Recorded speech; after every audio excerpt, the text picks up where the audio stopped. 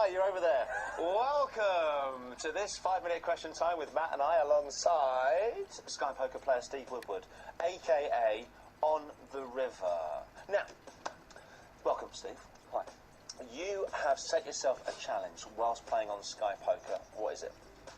I've deposited £25 into my Sky Poker account, and my intention is to turn that into 25,000. How are you going to do that? In a week. And you're going to do this in the space of 6 hours, spinning it up. So, no, in all seriousness, any kind of vague idea of how long you think that might take you to do? If I can do it before I'm 75, it will be a bonus. That is a good thing to say. Yeah.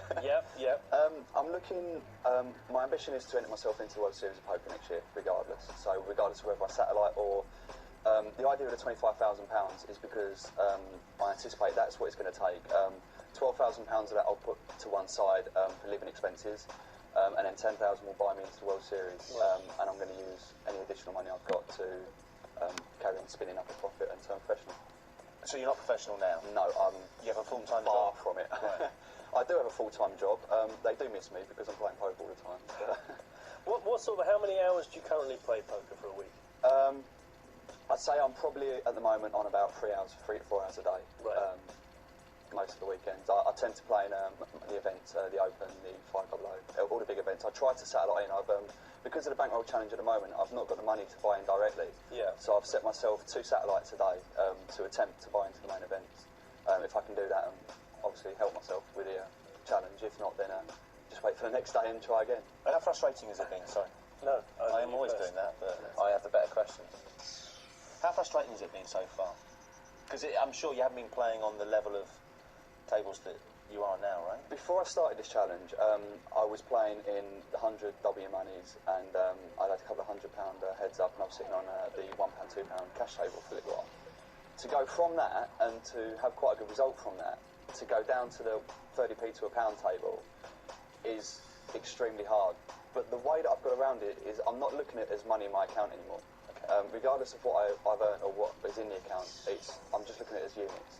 Because the way that I see it, if I think I'm sitting on this level and it's boring me, I get frustrated and I make silly moves and I end up in a worse position than I am at that moment in time. So really, regardless of how much money's in the account, until I hit the 25,000, it's not good money. The means to it. Exactly.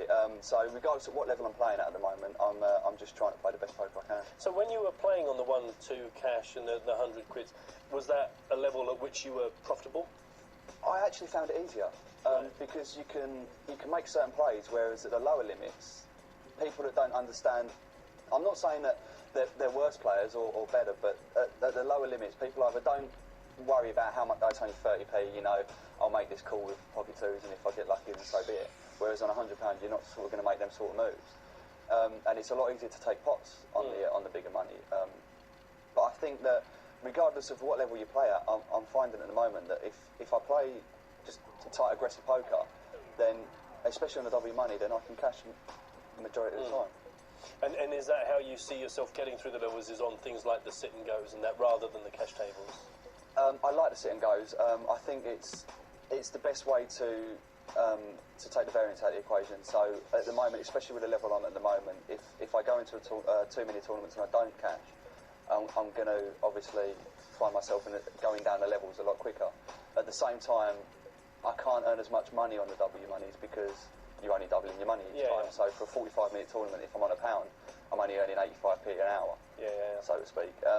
So it is very tough, but then I've not set myself a time limit. I want to try to achieve it within the year, but it is a large sum of money. It is very ambitious, and I am just an average player. I've still got a long way to go, a lot of research to do before I can class myself as a professional poker player.